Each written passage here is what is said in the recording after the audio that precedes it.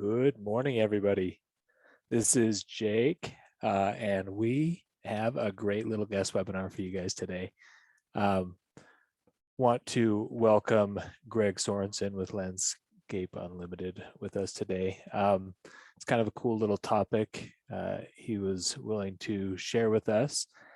We actually saw him at the last ASIC conference, and it's just a great little perspective of, we're on the design side of things a lot, and he's coming from actually installing and speccing and working with this kind of pipe and equipment for these large golf course systems, and basically giving us a little insight on how it actually functions from the field. We don't get to see that all that often sometimes, and so it's a great little reminder to things that we might need to keep in mind. So welcome everybody for joining for this one. A few little housekeeping items before we get started. Want to make sure you guys are aware that this is being recorded. If you want to fall back on this later today, it should be up on our website. If we have any questions, love if you use that Q&A box there at the bottom. Just open that up, answer any questions that might come in. We'll pass those over to Gregg. The chat box is there to chime in for any random comments and banter amongst yourselves. And then, of course, if you are seeing this in full screen, you want to get out of that, up at the top under view options, you should be able to see a escape or remove from full screen. So without any further ado, I'm going to pass this right over to Gregg. All right. Thanks, Jake. Yeah, as he says, let's see. Oh, that's me. I've been with Landscapes Unlimited for 15 years. And we do considerable amount of golf course construction and remodel work, green spaces as well, parks and cemeteries, and a lot of these large campgrounds. And from the very beginning, my first job was an HDPE job, and at the time I didn't know what HDPE was. And then I've been using it ever since, and we target the HDPE jobs over PVC, and we think it's a great product. And so I guess let's get started. A lot of this just has to do with stuff I've seen over the last 15 years, and insights and thoughts and tips on these projects. So if you've never worked with HDPE or don't know what it is, I just want to do a real quick basic idea of its heating up this pipe and melting it together in a very basic sense. And HDPE pipe has become a lot more common, especially on these golf course projects that we do. And so there's a few different types of HDPE fusion. All of them involve these 4 steps that you see here.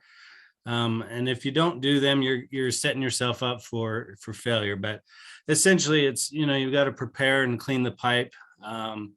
You have to align it so that when you fuse it, they align well and you have full contact of all sides. And then you're just heating up that pipe to a specified time, and you're looking for, say, a fusion bead. And then when you fuse that, essentially I'm pulling that heater out and pushing those pipes together. It's a very simplistic way to do it, but the charts and stuff tell us that each size and wall thickness will actually apply a different level of pressure to get the fuse just right. But that's the basics of fusion. I'm not going to go into a fusion seminar on how to do it. I'll talk a little bit about why you should have those training sessions, but that's the basis of what we do. And you can see in the picture, there's a fusion machine, and that's holding in some, looks like some 8-inch pipe and just fusing it together in that machine. So that's how we get it done. So I mentioned there's actually more than one way to fuse. We have butt fusion, which is essentially, you put two ends of the pipe together, or an end of a pipe and a fitting next to each other, and you just fuse those the butt ends together. You can see actually there's a few in that picture where that fitting goes right into the pipe, and there's a few other things. That's a butt fusion. An electrofusion is a little different. Electrofusion has a fitting of some sort that has wire coils on the inside of it. And so with electrofusion, we heat those up, and I'll show you some of that here in some other slides. Sidewall fusion. Essentially, these are like the saddles that we heat up the outside of the pipe and the underside of a saddle, and then just push it into the pipe. Again, there's a special tooling to do that. We don't do that freehand, but those are for the taps or the saddles. And then socket fusion is the final one. Socket fusion is going to be very similar to how you glue PVC pipe together. So if you're familiar with that, where the fitting is bigger and you're shoving it inside, this one, there's a special heater that heats kind of the inside of the fitting and the outside of the pipe. And then essentially you shove those two together as they melt together. So those are the 4 types. And so, yeah, let me show you a little bit. I wanted to have a bunch of pictures on my presentation here, because it's really hard to just explain it without showing you a few pictures. So as you can see, that upper left, this butt fusion, that's a fusion machine that does just butt fusion, and they're fusing pipe, and you can see it going into the trench.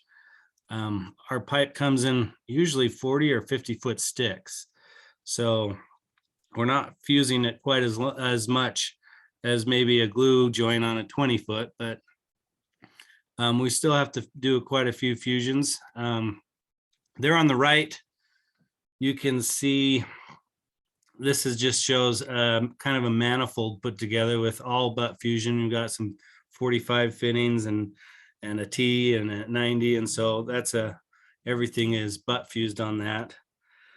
On the left, on the bottom, you'll see this is just a very small butt fusion machine. This will do the smaller sizes. It's very compact. And again, it's got a heater right next to it or behind it there, but it's the same idea. The steps are the same. The machine is just different. And then, so you'll see the big valve there on our butt fusion machine. So let me go into electrofusion. As you can see, this is an electrofusion processor, and that is what's needed. You'll see on this upper right, there is a couple of electrofusion couplings. So this coupling here with the red stripe, on the inside of that coupling is the wire coils. And you take this machine, and it's got, a wire lead, and you plug those leads into, there's actually 2 little ports on there. And so the machine will heat the wires inside that and melt itself onto the pipe. So that's the basis of electrofusion. It's fairly simple, excuse me, in that the machine does a lot of the work. You hook it up, you prepare it, clean it, hook up the machine, and then push a button and say go, and it does the rest of the work for you. The machine does have to have power, and where we are on job sites without much, you can see over here, we drag around a large generator to these sites where we can hook up. So this is an electrofusion coupling. They also make electrofusion saddles, which kind of go on the top of the pipe with an outlet. So that's how Electrofusion works. Sidewall fusion I mentioned.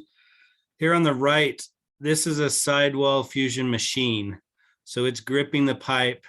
He actually has the heater inserted, and the heater is heating up the top of the pipe with the bottom of a fitting, which kind of is in this carriage area up top. So once that's heated up, he pulls that back, pulls the heater out, and then aligns it and pushes it back down, and it just melts itself in.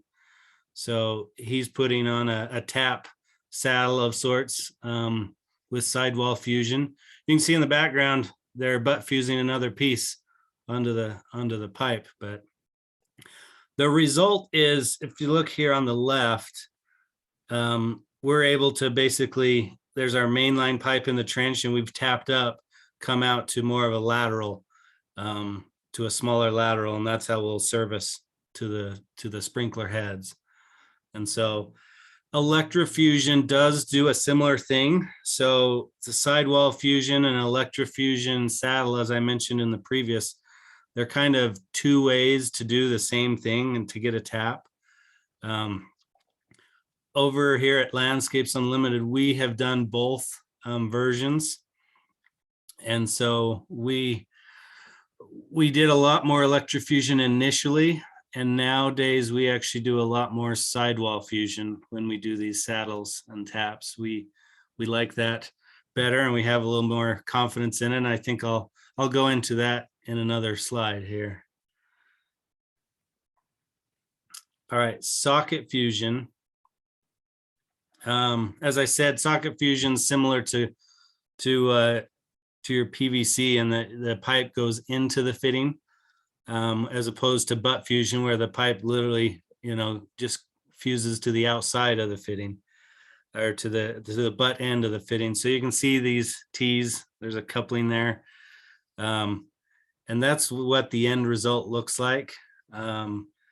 Again, I could do this same joining with a butt fusion sort of technique versus a socket fusion. The reason we like socket fusion on these smaller sizes is it's quicker.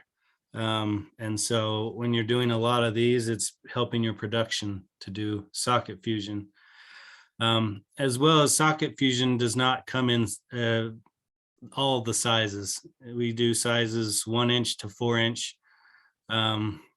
Beyond that, when it gets bigger than that, I don't know that we ever pursued the cost of socket fusion and the tooling. I don't know that they even have larger sizes available in socket fusion. It's all butt fusion after that. So, all right. So kind of to review, we talked about these 4 versions of fusion. Butt fusion, I would say, is one of the most common ones. We do quite a bit of butt fusion, and you'll see that more common than anything. It is, I would say, more inexpensive. I guess if I were to compare a 2-inch butt fusion tee compared to a 2-inch socket fusion tee, the butt fusion tee is half the price. That being said, the butt fusion tee might be $6, and a socket fusion one maybe $3. So they're not expensive together, but if you're doing a lot of them, that can add up. And I've written this down, the visual verification is something that we like, because it's something you can train your guys to do. And so let's see, what that means is, as you heat up this HDPE fusion pipe, you start to get beads that form next to the heater as the soft molten material, it gets soft and it starts to squeeze out. And so part of the fusion is understanding what you're looking for. And, if when we heat it up, we're not heating it under pressure. So we're not trying to push all the heated plastic out, but we need to see a bead. And when we pull the heater out, we watch the way the bead folds back as you push those two together. And so it's a training technique, and it's something you can show guys, hey, this is how you know if you did it right. Look for this. And so to us, visual verification is a big deal, because once in a while, if someone does it wrong, how are you going to teach him how to do it right? And so we like butt fusion because of the visual verification, the cues in the processes that we can teach guys what to watch for. Electrofusion, as I mentioned, the machine does most of the work. You have to do the prep and the clean and get it in position and align it. But once it's there, you hook up the machine, push go, and when it beeps, it's done. And so that's kind of the simplistic way of electrofusion, and a lot of people like that. It is fairly common. I see it a lot more on gas line installation than on HDP, than on water line irrigation stuff that we do, but it is fairly common. Sidewall fusion, as I mentioned here, it's fairly inexpensive as compared to electrofusion. As I said, if you do a tap and you want to have a saddle or a sidewall saddle is at least a fifth the cost of a electrofusion saddle. And so I can get a 2-inch sidewall saddle that'll come off of a 6, 8, 10-inch main pipe for about $10 to $12 for that saddle. And so that's pretty inexpensive.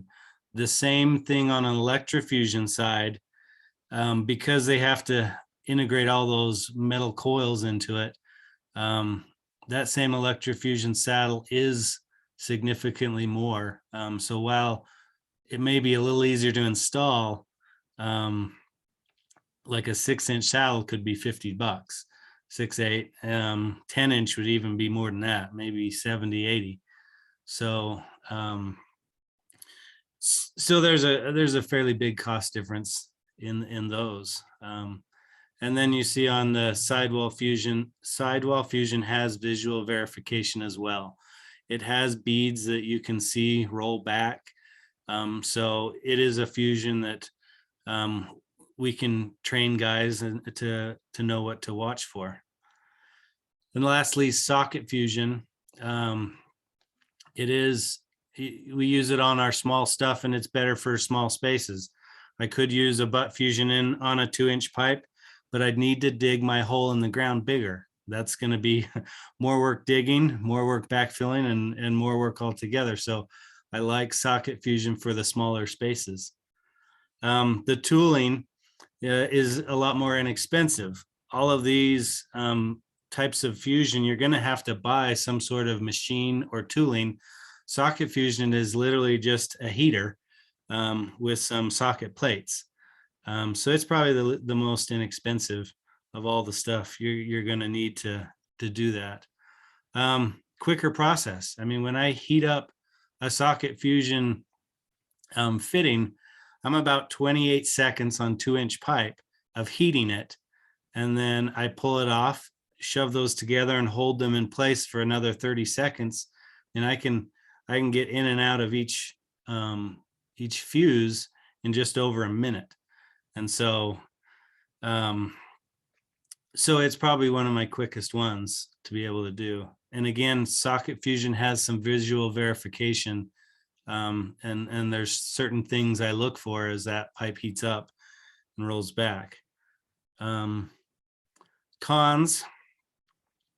let's see, butt fusion is the most expensive. Those machines, and I showed you earlier, some of those machines are quite pricey. It's an initial investment because they'll last pretty good and you'll get a lot of fuses out of them. But some of those bigger machines we use a 412 machine, which means it fuses 4 to 12 inch. And I know those machines, well, I haven't bought one in a few years, but you know, they were over $60,000 to get those fully equipped, probably more in today's market. And you need to have all your guys trained. There's lots of training and having those guys learn what to what to do with the machines, and then how to understand the machines themselves. So if there's a problem with the machine, your guys know what to do.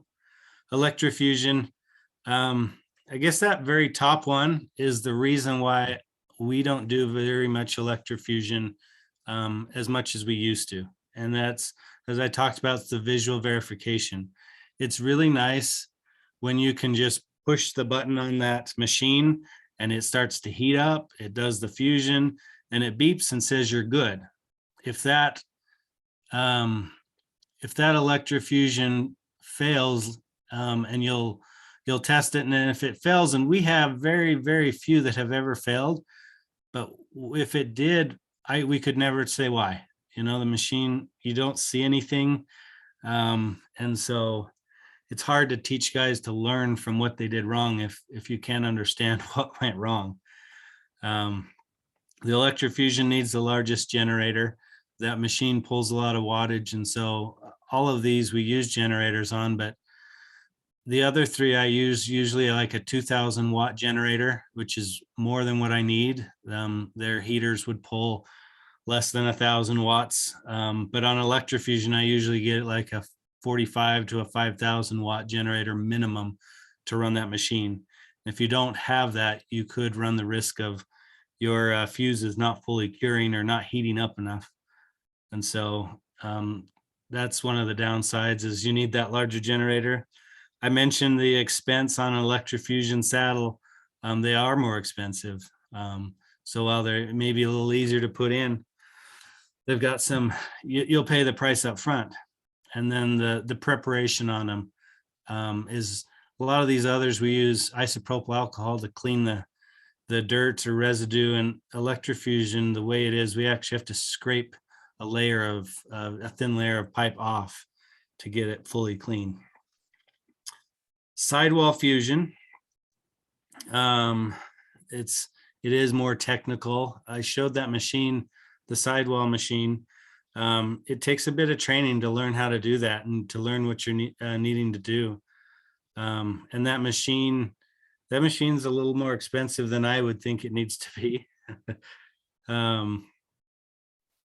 I guess compared to some other stuff. And socket fusion, finally, the one thing about socket fusion is you're holding the pipe in one hand, the fusion or the coupling or T or fitting in the other hand, and you need a third hand to hold the heater. And so it's a 3 hands job. And it's always, I've seen guys try and do it 2 hands, and it's just awkward. It's hard to do. I think with a lot of practice, there's a few guys that may be able to do it, but it's a 2-man job, and that's kind of a pain. And as I said, those fittings on the socket fusion would be more expensive than their counterparts on a butt fusion type of thing. All right. I mentioned that the pipe comes in like a 40 or 50 foot stick, and we order that from the factory. We usually go 50 foot. They are hard to handle. If you've ever thought about grabbing a 40 foot, a rack of 50 foot sticks with a forklift, and now what? As soon as you turn, pivot, and drive forward, you're probably going to clip trees, road signs. You have to have fairly big open areas to unload and to store it. And so unless you really have to think about where this is going and how it's going to even be possible to unload. If you're at a site that, has no space at all, I start to wonder, how will you even get pipe to the site? At least the larger pipe. The smaller stuff we can get in coils. And so they're a lot easier to manage, but this larger pipe can be a challenge. And as right here, the stacking of the pipe lifts, you'll see this picture on the right. We stack those 2 lifts high, and that is per the manufacturer's recommendation. HDPE pipe has some flex and give, and when it heats up, these pipe lifts will tend to lean one way or the other. If you stack them 3 high, the top one may has a good chance of falling and possibly hurting someone. So you'll want to stick with the manufacturer's the distributor's recommendations and not stack them too high. And all right, when we get the pipe on site, we have to protect it. And this is why. You'll see I buy all my pipe at once and stage it on the golf course somewhere. And some of my projects can last over a year. And so that pipe's there for a while. It is pretty common to find that rabbits, mice, whatever have made homes inside these pipes. And so if you don't do anything, then you'll fuse these things together and there'll be a nest in there of stuff that is sat. And that'll, as soon as you go to blow something out or flush, you may get dirt or sticks or rocks inside your sprinkler heads that eventually make its way to those things. So we like to cover the ends. You'll see here on the right, there's dirt to some of those pipes on the bottom there. And that happens when you lift grab a lift of this pipe with a forklift and you lift it up, the thing bows on both sides. And so it's 50 feet long. You're grabbing it in the middle and the two ends will bow down several feet, kind of a U-shaped thing as you carry it, because this pipe is not as rigid as PVC. It's got some flexibility to it, which is an advantage in a lot of ways. I don't need to do 22 fittings, and some 45s I can just make the pipe bend and I don't need them. But on the other side, when you set that down, what happens is the two ends hit the ground first and dig in and grab a lot of dirt and fill it full. And so it's a consideration to watch out for. How do you keep that dirt from getting in there? Eventually you have to clean it out or it's going to end up in your sprinklers. So here's how we protect the pipe. On the left here, these are a plug that kind of fit inside the pipe. We bought some of these initially, tried them out, and what we found is they didn't work. HDPE pipe has the ability to move a little bit, especially as temperatures vary. There's a little expansion and contraction. And so when you just stick these plugs into the pipe, it goes through a hot and a warm day and a cold day, and they just kind of pop out. We would see where 60-70% would pop out after the first 30-degree temperature swing in a day. So I talked to the manufacturer and they said, you can either put a couple of staples and staple it into the pipe, or some tiny sheetrock screws or sheet metal screws, excuse me, just to hold them in place. But we don't like this because when we go to join those, if we have any metal left in, we pull those out, it's going to make that fuse not as strong. The other thing is we're trying to clean everything up. And if the staples have rusted and they've gone into the pipe, well, now I have to shave that pipe back just to get a fully cleaned pipe end. And so on the left, like I said, we tried plugs and we abandoned them. We do not like plugs. But on the right, you'll see there's a couple of black caps. And so the caps seem to work pretty good. We've gone with the caps, and there are times, one of the things is we can ask the distributor when we buy this pipe, we say, will you ship it with caps already on? We're about 50-50 with that. They always say yes up front, but when it shows up, it's not always, hasn't always had it. Sometimes it shows up with a package of caps. They sent the caps, they just didn't put them on before they shipped. And so, but this is how we like to protect it. You do this and you're going to avoid getting dirt in there, rabbits, rocks, anything that can get in your pipe, especially if you're storing it for periods of time and won't get to it, as I mentioned. This is a good way to protect that pipe so that when you do your fusion, you're not having to worry about rocks and dirt and stuff. All right. So I've showed you a few fusion machines. And so there are a few different brands. I don't know that there's too many. It's not that big of a market. And we usually stick with the same brand just because we like our guys to get used to something. So, we have all McElroy type of machines. This one here on the left, that's a 618 wheeled pull behind machine. So it will do pipe sizes from 6 to 18 inch on that machine. And then, as you see, it's actually has a generator built onto it, for the heater and such. But then on the right there, that's just what we call a pit bull, a 1/4 pit bull. So it's doing 4-inch pipe, very easy to transport, to move. You don't need anything to tow it or a truck, but effective, and does the same butt fusions as the one there on the left.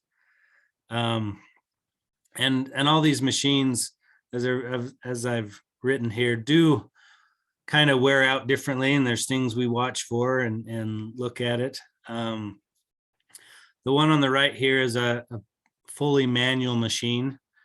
Some of these others have hydraulic cylinders, and so the bigger ones, you're not having to pull and haul and move pipe that can be extremely heavy for you, versus the hydraulic. But again, you pay the difference for a manual versus a hydraulic machine as well. One of the things we've seen on these butt fusion, and we do a lot of butt fusion, and we have a lot of these machines, is stuff starts wearing out. And we always try and go through these and make sure if we're sending one of these to a job site, it's not going to arrive with issues. And so you can see the jaws and the gauges will all wear out. The generators can go on those, which will make the heater not warm up to its full potential. The hydraulic parts, the cylinders can leak. Facer blades, that's how you trim the pipe and clean it or get it nice and flush. But the heater plates is one of the most common ones, and they're on the right. These are heater plates. That big round one is a butt fusion heater plate, and so the heater goes between the two pipes that are being joined, and what you'll see is over time you can see a bunch of scratches and nicks in this thing, and so we don't like to see that, as well as the black. You see the black marks starting to form on there. These are Teflon coated, so the idea is, they pull off fine, but if you get a lot of dust and dirt in the fusion process, you'll form these black marks right away. We are always teaching our guys to wipe these off between every fuse, or right before every fuse. And so we still get the black marks, but it takes about a year to get them. But in a case like this, I would not want that to go to a new job and to have them fusing on that. And so they're just starting to look worn. And you see on the right there's two small plates. Those are 2-inch socket fusion heater plates. So I told you socket fusion kind of heats the inside of the fitting and the outside of the pipe. So you kind of see a male and female end there. And the same thing, you can see the Teflon coat is pretty much worn off of that. Those, to me, those need to be replaced. I would not want to be heating with those. Fusion machine issues. This is stuff we have to teach guys to look out for. Sometimes it's a very obvious item, like there on the left. When that breaks, you'll know that right away. You can't keep fusing. There on the right, you can see dirt that has stuck to the hydraulic fluid just below where that cylinder enters into the main, or the rod enters into the cylinder. So to me, that's a leaky cylinder.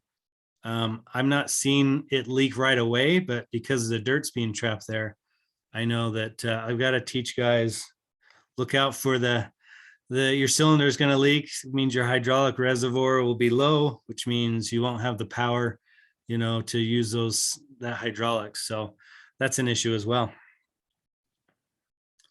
So we talked about the Electrofusion processors, the wear parts on both the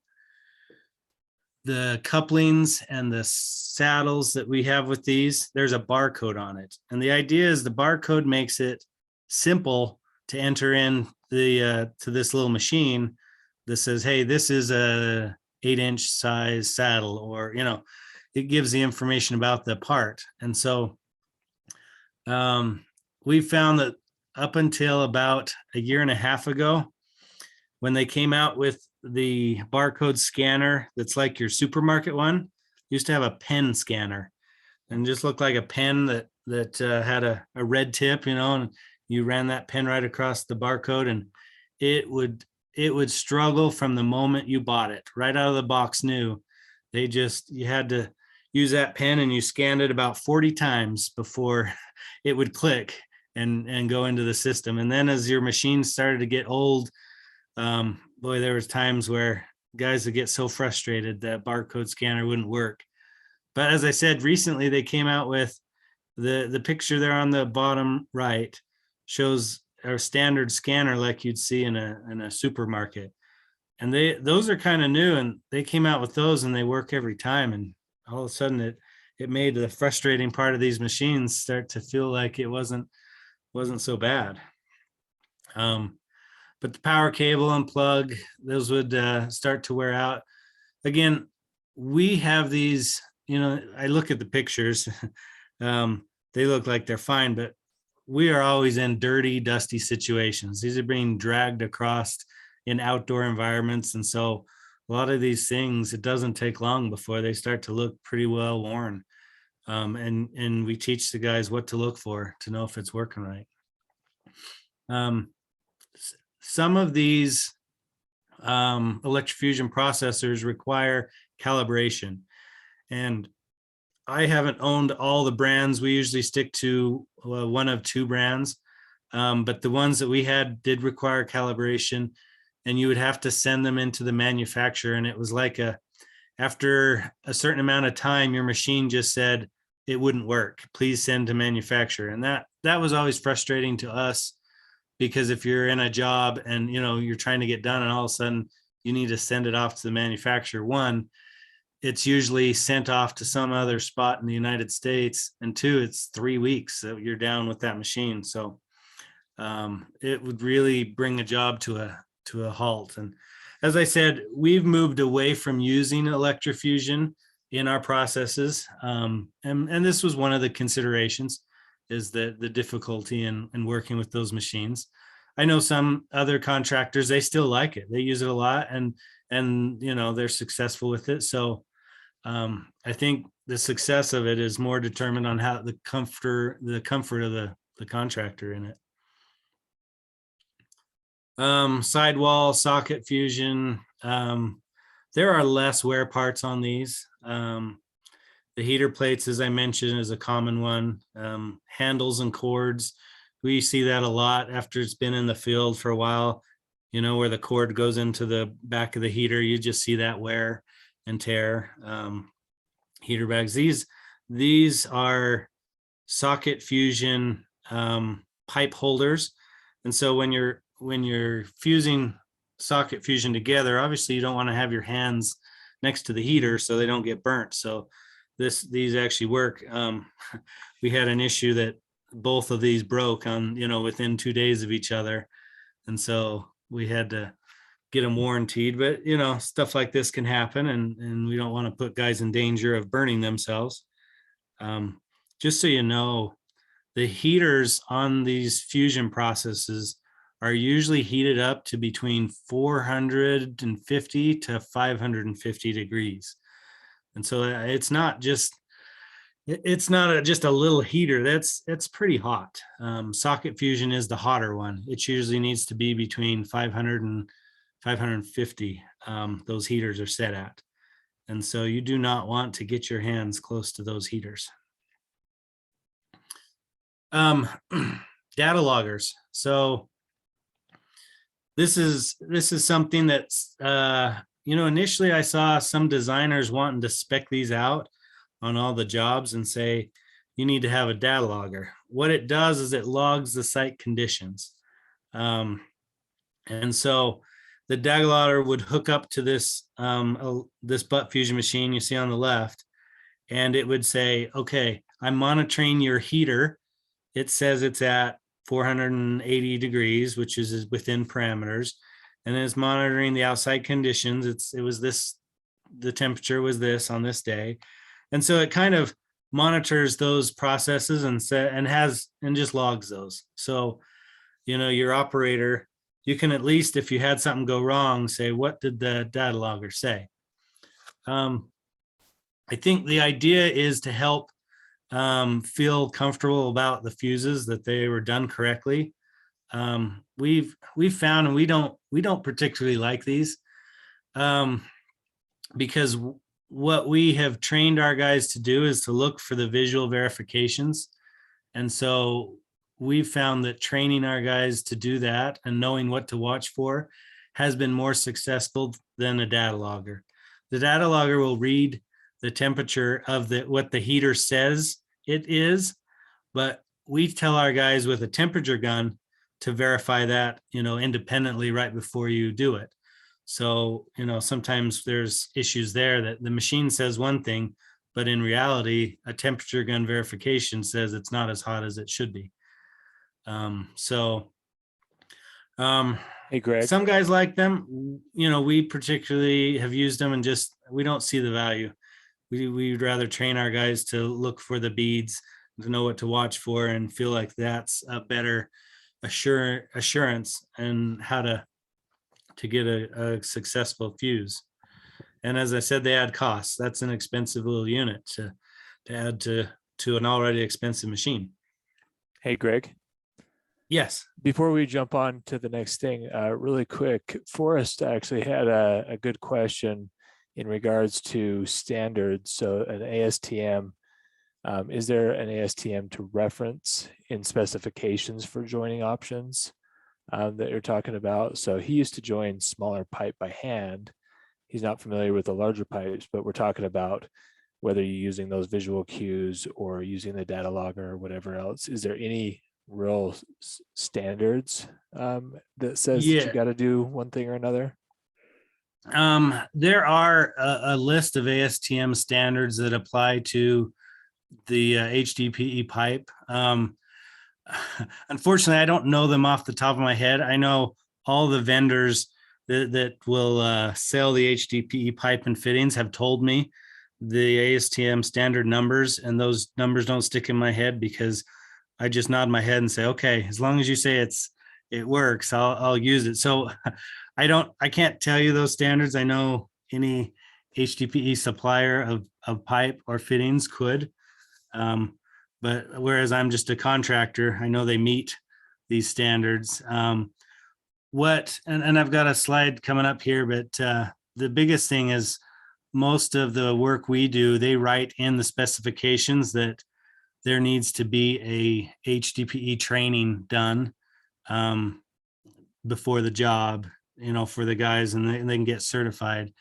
And this is done by, the manufacturer who provides someone or will provide someone for a cost to do that training. And I'm going to cover that here in a few things, but I guess what I can tell you is, yes, there is a standard. There is ASTM standards associated with this pipe and fittings. I can't tell you what they are. I'm sorry about that. No, you're good. We got 15 more minutes to handle these other ones, and I got a few more questions that I want to get to, so I'll let you go. Okay. I wanted to show this. This is a lateral sidewall saddle. This was actually built specifically for the golf course irrigation industry by a former contractor. And so the idea was, we used to take 2-inch laterals to the golf heads, and we just do a mechanical saddle on the HDPE pipe. And so he said, well, there's already a lateral sidewall machine for the bigger pipe. Let's do one for the smaller. and it'll create a tap that you can, it's threaded specifically for golf course swing joints. And so it's the same idea. It's, you'll see there on the left that he's got a heater plate, a heater right there between this small saddle and the pipe. And he's heating that up and then pulls it out. And this machine will, the carriage will bring it right down. One of the things you'll notice, it's a very small, narrow machine. He wanted to make sure it fit in small trenches, you know, to not slow you down. And then we will just drill this out. We buy these specific HDPE hole saws. What they do is other hole saws with all the teeth make the pipe, it gives all these crumbs, and they get in the pipe and they can get stuck in your heads. This hole saw one brings out 2 ribbons. And so the way it cuts it, the core comes right out, and there aren't a lot of, there are very little pieces left. And the small pieces there are, we use these portable vacuums just to make sure everything is clean. It's just one thing that over the years we've noticed, as you go, we'll flush and we'll think we're good, and you put the heads on, and sure enough, somehow something got in the bottom of the head. So some of these techniques, I mean, the portable vacuum, I don't know that that's in any of our specs. That's just something we've found out that works for us and helps us not be going back to heads to have to clean them out. And as I'll point out, you'll see the end of this vacuum, that is nothing more than 1/2-inch swing pipe, electrical tape to the end of the vacuum, which, you know, that's the technique. The guys figure out, hey, how do we get that so we can vacuum out the bottom, because the vacuum doesn't come with the right attachment. So never underestimate the ingenuity of some of these guys on site, right? I don't know if you guys are familiar. The DRs is dimensional ratio. And so that has to do with the pipe wall thickness. It's kind of an inverse relationship. Normally what we fuse for golf course is a DR11. That's rated at around 200 PSI working pressure. If I were to go up, the next stage up is DR 13.5. That's a thinner walled pipe, and that's only rated at 160 PSI. So the higher that DR goes, the less wall thickness and the lower pressure rating it is. So if I need to go thicker pipe, that's the next size down is DR9. One of the issues they've had is fusing different DRs together. And so some people would say, hey, what if we did the main line? That's probably getting the most pressure. We'll do that at, you know, a DR9 or 11, and then the laterals, they're smaller, they get less. Maybe we'll do those a thinner DR. And there's been issues with jumping too many DR sizes. The recommendation, and they tell us that this at the trainings, is, you know, only fuse 1 DR difference. And the difference is the DR determines your heat time and fuse pressure. And so a thicker pipe, which is a lower DR, is heated longer than a thinner. And so, and it makes sense, there's more plastic to heat. But in that heating process, you know, if you're doing 2 different DRs, they're one's on one side of the heater and the other's on the other. Which do you heat to, the thicker DR or the thinner DR? And when you pull that heater out and you put those together, there's a specified pressure depending on the DR. And so which pressure do you put it to? You know, the thicker DR or the thinner. And so they're telling you heat to the thicker and fuse to the lower, but they just don't recommend ever skipping more than one size. So you wouldn't want to fuse a DR9 with a DR17, if that makes sense. Yeah. So Greg, I got another question before we move on here. Dan is asking what the process for connecting HDPE to PVC is, if you have ever run into that. Yes. Yeah. And that's a good question. I should have included the slide for that. We do run into that quite a bit, especially on golf course stuff. We'll do a temporary point of connection to put water into our new pipe off of the old pipe. So that's a common thing we run into. On the lower sizes, the 1, 2, 3 inch, even 4 inch stuff, there's they'll make a prefabricated fitting that is HDPE on one side and like a carbon steel with threads cut on the other. So you can transition to a IPS pipe size, thread.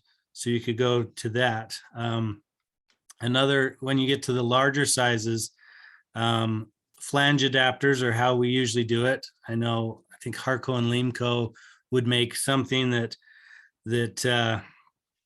would manually clamp down onto the HDPE side, or excuse me, on the PVC side, and go into a flange adapter. And then on the HDPE side, we can fuse flange adapters to the ends of our pipe. And so then with some bolts, you just bring those together. That way, I've seen the cam lock system with the grooves that they make an adapter for. We don't use those, but I've seen them at the HDPE storehouses and places we buy fittings from. And so I think the easiest transition is probably something to the thread. You can fuse on, the HDPE to get to that steel thread is the most common one and the one we use quite a bit. But there's a few different ones out there. Great. And then similarly, is ductile iron unions or valves used on HDPE ever? Is it that same kind of connection transition stuff? Yeah. We'll use like ductile iron gate valves are pretty common in what we use. And we'll typically either use a flange ductile iron gate valve. The push-on ones that have been used with PVC over the years, I know Harco makes a transition that is basically HDPE pipe will push into those, and it'll secure with some backup bolts. And so, yeah, we do have ways to go to that. Again, the flange connection is probably one of our most friendly, but it's not. And then I know we've had a lot of success lately. The Romac alpha coupling is a great way and an easy way to join. I can go straight from, I can go manually from a HDPE to PVC using that Romac alpha coupling. And I've used that, and it's a mechanical coupling on both ends. So it's not fused in any way, but it works well with HDPE and PVC transitions. Cool. I think I only have a few more slides here, which is good because I know we're kind of close on time, but I do want to leave a little bit more time at the very end. I got just a last couple questions, so yeah, I'll let you keep going. So this slide here, as I said before, we're required to do training with all of our big jobs. And so this is, the trainer, he'll come on site to the job and show the guys. And it's not just show the guys. Per the certification, he walks them through and then he makes them do it. And they have to sign off on it. And they have manuals. And so we're really big. I mean, some of these guys have been to these trainings so many times, but we just think it's important that, they keep doing it. And their certification in this particular company, they say their certification is only 1 or 2 years old, or after 1 or 2 years, you should have to do it again. People will forget, it's not bad to see it over and over. So, yeah, one of the last things I was talking about is weather. And we've seen it all. Here in the middle, you'll see a pop-up tent. Those are really good in either very sunny days. Guys like to do it to have some shade, not to be exposed, but the rain, the snow, I can fuse in rain and snow conditions. The one condition that makes it tough is the wind. When you're heating up the pipe and you pull that heater out and that soft pipe is there, if you have wind blow dust into that and it'll stick right to the soft plastic, you better stop right there and do it all over again. And we've had jobs where we're in new construction, the wind would kick up every afternoon. And there was just no way. You park trucks in front, but it's the way the dust would get into your fuses. It has to be clean to make that fuse strong. You're getting foreign contaminants in there. we just were doing all of our fuses in the morning. That's just how you had to do it. And then we were backfilling pipe in the afternoon. But as you can see, there's winter conditions. They're on the top left. The machine has the ability to, with these hydraulic extension hoses, we can put that right in the trench. And so that's just the carriage portion has been pulled off the machine, and we're doing an in-trench fusion with that. And so I'll note here that we did fusion, and when we cut that pipe open, you see bottom right, it was full of ice. And so we had to clean some of it out before we could do the fusion. And then once we cleaned it out, there was so much, the water started to melt and they started to come out. Then we got a bread truck with, I think it was 50 loaves of bread, and had to stuff it in there to get the water to stop. So, but yeah, you can fuse in all sorts of weather. And then we've seen these don't happen hardly at all, but we've been doing this for so long. You know, we found defective pipe, found some fittings that, you know, didn't fit the tooling. And so our guys know what looks right. And so whenever it doesn't look right, you know, they'll call me up. They'll say, what's going on here? We'll have to, you know, sometimes it's returning fittings or getting stuff resent. Bad fitting. If you know what you're looking for, that you see the two beads on what we're pointing at, there's a big separation in those two beads. And so this was one that failed and we pulled out, but upon inspection, it's like you can see that those beads, the split in them. And so the fittings, that rippled look, it should be smooth. And so when we found these fittings, we didn't even dare install them. They just looked wrong. I very rarely overpressure or blow out pipe because of the rating, but that's what it'll look like if you have too much pressure for your pressurized pipe. All right, we made it to the end. Nice. Well, no, I appreciate everybody chiming in with these questions. And again, Greg, for you showing us this kind of stuff, I really think it hits home just from like bringing to light a few things that's just more than a line on a paper and what we need to consider for you guys out in the field. So a couple of little things dealing with the flexibility of HDPE pipe. How tight of a turn can it be installed with typically? I know it is generally based on diameter that you can get away with things, but it kind of depends on the size, because I know with like 2-inch pipe, we vibratory plow that in around greens quite a bit. It comes on a coil, and so I can get that. There's probably like I think that's a 5-foot radius. I can do a pretty tight curve if I had to. But when I get up to, let's say, 8-inch pipe, I can't get that same flexibility. I still can do flexibility, but that radius might be, and there's charts that kind of tell me this, but that radius could be somewhere in the round of 15 to 20 feet radius on the curve of what that pipe could do. But I guess I don't consult the charts. Our guys work with it enough. There is plenty of flexibility. We use significantly less 45s and 22s.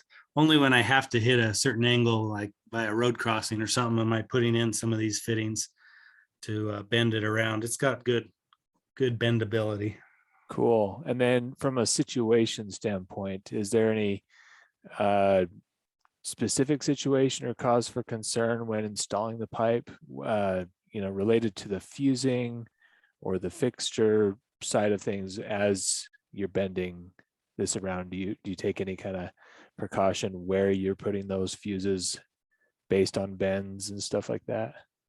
I do when it involves like our flanged gate valves. We usually put a gate valve between each golf hole so you can isolate each hole. Because of the way a flange connection is basically a flat edge versus a flat edge, with a gasket in between. If I try and put a gate valve in an area where I've got a curve, I think over time I run the risk of a leak there. And so I'm trying to come through the curve and then enter the gate valve straight on both sides, if that makes sense. And that's just Yep. because the nature of a flanged end fitting. So that's one of the times where I avoid, or I could use a, like a 45 out of the gate valve to get into the turn if I had to do it quickly versus trying to bend it right out, because then it puts that tension on the flanged connection. Gotcha. Is there any harm or harm to the integrity of stuff if you're heating up that pipe just so that you can get a tighter bend? Do you try to avoid that, or? Um, you know, I don't know that we've done that a lot. I do know there's been times where it seems, if I'm doing work in the winter, the pipe does seem a little less flexible than in the summer, and that's just natural how it is. Um, and so, but I don't know that I have taken, I would feel nervous about taking a torch to it. Little bit, right? You don't Yeah, want it to thin out the wall right. and make it blow out. And then last two questions here.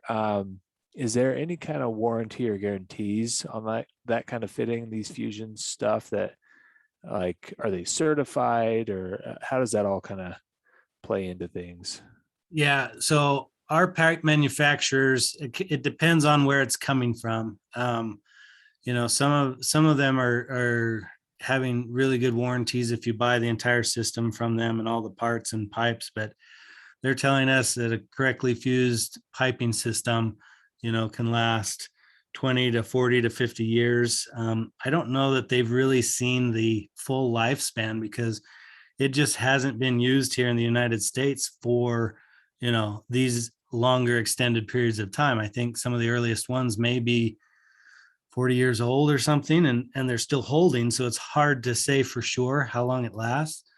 Again, the fuse itself is only as good as the trained operator. So, it seems to me if we have an issue, and we've had a few, when we have these issues, they pop up within the first